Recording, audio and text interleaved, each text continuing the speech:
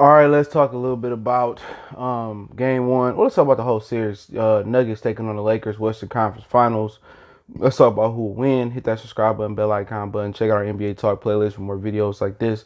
Appreciate the love, support, and yeah, it should be a good battle. I mean, they played each other in the seeding rounds, and LA struggled with the Nuggets backup, and people act like it was the greatest victory since sliced bread, but the Nuggets backups held their own versus the Lakers. But once again, you probably won't see these guys go deep. Neither one of these teams go deep in their bench unless injury basically calls for it. So I think you'll see probably an 8-man rotation at the best for the Nuggets, and maybe for the Lakers, they probably roll with Rondo, Caruso, and Kuzma mostly off the bench. I think the Nuggets will roll with in this series. They might even have to start Plumlee, but they'll roll with Plumlee, Michael Porter, and Monty Morris off the bench. Shout out to Monty Morris, Flint's own.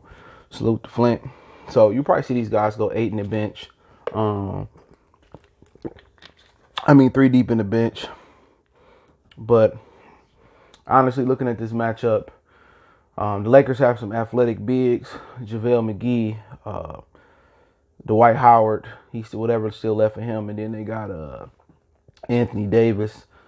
I think athletic bigs usually bother Jokic, so should be interesting to see what Mike Malone come out with. I think this may be the series where you start Mason Plumlee.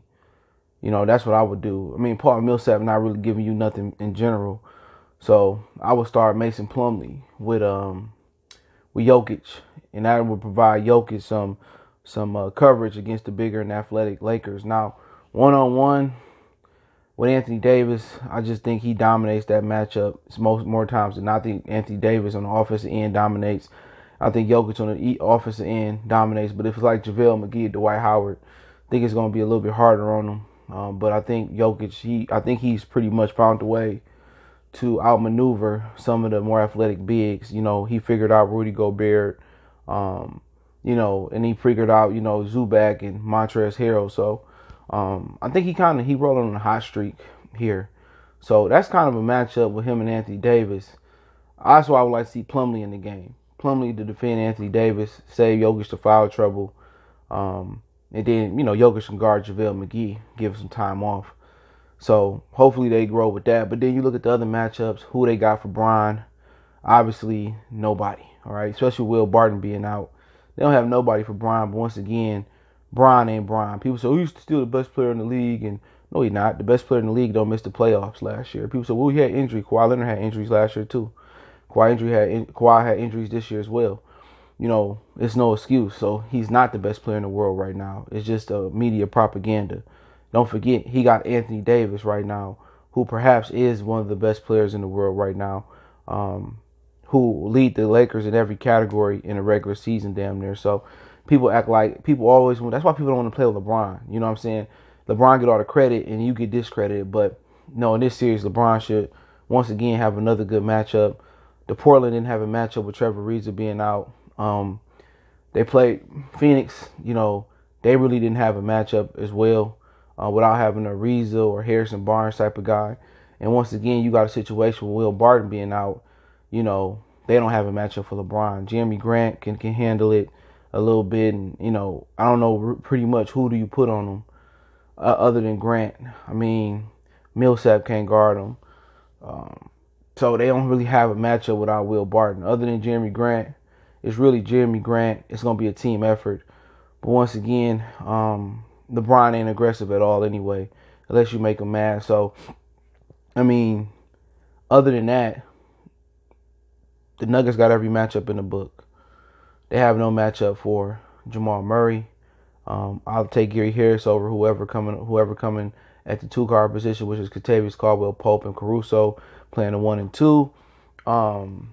And really, you know, Jeremy Grant, I'll take him over JaVale McGee. You know, but he'll be probably playing the 3. So really, you know, only matchups that really favor the Lakers are the 2 big ones, the LeBron and really Anthony Davis. And I think Jokic can hold his own versus Anthony Davis. So really, you look at the bench, and the bench has become the difference. You know, Kuzma, he hot or cold. Rondo, hot or cold. And Caruso is garbage. I don't even know how the fuck he in the game over Dion Waiters. But that's just my opinion there. But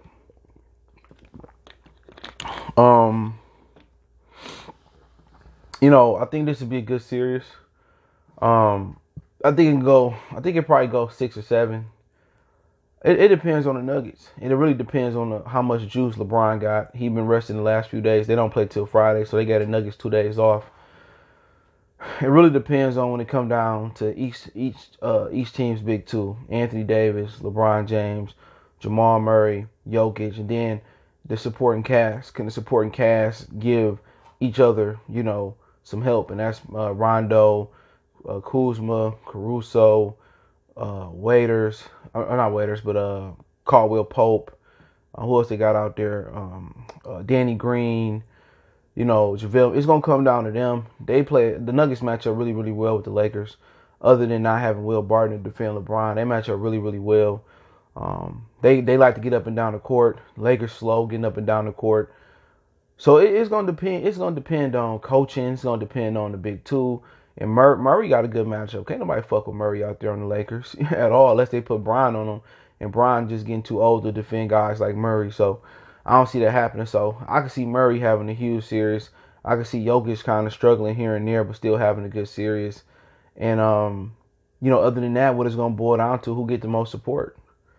And if the Nuggets get more support from their bench and their role players, they'll be successful. If they can control the pace, they'll be more successful. If the Lakers can make it a half-court game and they can control the pace, they'll be successful. If they supporting cast show up off the bench and surrounding LeBron, they'll be successful. So, it pretty much depends on, who shows up and who don't show up. How many times your role players show up. How many times, LeBron and AD have good games to have bad games. So, it's going to be a difficult series to really predict. But I do think that the Nuggets have a good chance to win this one. They've been down 3-1. They got the Kansas City Chiefs type of feel, in the NFL playoffs. But, they got some good matchups. I think Gary Harris and Jamal Murray matchup. I like the bench matchup for them. The only matchup I really don't like for them is Bron and maybe AD.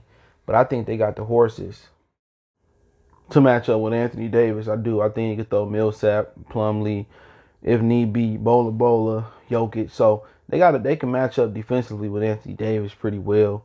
And if Anthony Davis is bailing people out, taking long 3-pointers and turnaround jumpers, you can live with that. The one matchup that worries me is LeBron. And I think it's gonna get to the point where I trap Bron. I trap Bron, make Bron get the ball out of his hands. And I try to keep him out the paint. If he gets to the paint, don't foul. Just try to contest. And I'll make him kick it out to the shooters. If Caldwell Pope beat me, Danny Green beat me, Kuzma beat me, we live with it. But, at the end of the day, you got to treat Bron like an old man. Try to get up and down the court as much as possible, even though playoff basketball is half-court basketball. But try to get up and down as much as possible. But should be interesting series, to be honest. Real interesting. I think the majority of people think the Lakers are just gonna wipe the Nuggets up, but the Nuggets had the tougher road. You know what I'm saying? They play Utah. I believe Utah is better than any team probably the Lakers played in the playoffs. Obviously the Clippers, they was the second best team in the West. A lot of people thought they was gonna win the championship. They easily could have beat the Nuggets, or they easily could have been put out by the Mavericks. Had the Mavericks, had a healthy Porzingis, then we probably talking about the Mavericks probably taking on, the Nuggets in the second round. So let's not act like the Clippers came into this bubble with a lot of momentum. They didn't. Lewis Williams with the lemon pepper wings, Montrezl Harrell played like trash, and he got a contract coming up. He lost his grandmother, and once again, Doc Rivers is giving up multiple 3-1 and 3-2 leads in playoff series. Famously, I remember he gave one up to the Pistons when they was up 3-1 with Tracy McGrady in the first round, and we put in Tayshaun Prince, and pretty much we came back and won that 4-3. So, Doc Rivers ain't a good coach. I think people starting to see it. If Jerry West and Steve Ballmer were smart, they'd fire him expeditiously. But with this series, I think it just boils down to, do stars be stars this series, and what role players can show up? Usually on the road, role players don't really show up. You can count on them at home, and that's why home court advantage is so significant. But in this bubble, there's no playoff intensity. I don't think I ain't seen too many teams have urgency. So it don't feel like a playoff. It feel like rec ball. It feel like the YMCA ball. And that's why I don't count the ring. I said in the beginning, it's just too many asterisks going in. Too many players got soft tissue injuries. Too many players opted out. Too many, it doesn't have the crowd. It doesn't have intensity. It doesn't have a playoff feel. And once again, the refs have been the biggest star of the bubble. And that's one of the reasons why I just can't count this ring at all. It's just not real basketball. At first it started off cool, no offense, no defense being played. It just doesn't feel like playoff basketball. What I'm saying? Everything that's going out with social injustice and stuff of that nature. But like I said before, people gonna put it on the pedestal if LeBron win, and people gonna put it, in the basement if LeBron lose. And that's just what the board now. This was the LeBron Invitational. It was meant for them to spin it like this was the greatest ring of all time. And if they want to spin it that way, we was in the bubble, and it's not. It's not. And that's just my opinion on it. But yeah, man, I'm gonna go ahead and pick Denver in 7. I'm gonna roll with Denver. Just a feeling. They feel like they got to come back here. I can see if they get swept, they get swept. But I see Denver winning this series. I think Murray and Jokic playing with house money. I don't think there's no pressure on Denver. Last year, remember, they got stopped in the Western Conference semis. They came up short in Game 7. I think they learned from that experience. Jokic came in better shape. Murray came in better shape. And I just think they get it done. I think they match up really, really well with the Lakers. And I think they win it in 7. I'm going to say in 7. I think Murray comes up big. And I mean, people say, well, they could treat him like Lillard. But then again, you got to worry about Jokic. This ain't Lillard. Lillard 100% of the time, usually probably, I ain't going to say 100, but more times than not, bring the ball up the court. They can have Jokic bring the ball up the court and let Murray, move off the ball and catch and shoot and put him in position to be successful. So I like the Nuggets to win this in 7. Fuck LeBron. Y'all know how I feel about him. Fake ass conscious nigga. He the Dr. Umar of sports. And I said it, dude. People say, oh, why you so hard on Brian? Because he a fake ass dude. And I've been said it before. Holding that Malcolm X book like, oh yeah, didn't even read it. Acting like they gonna walk out of the NBA. People, he just fake ass nigga, man. I'm just keeping it 100, man. It's a lot of fake conscious niggas out here.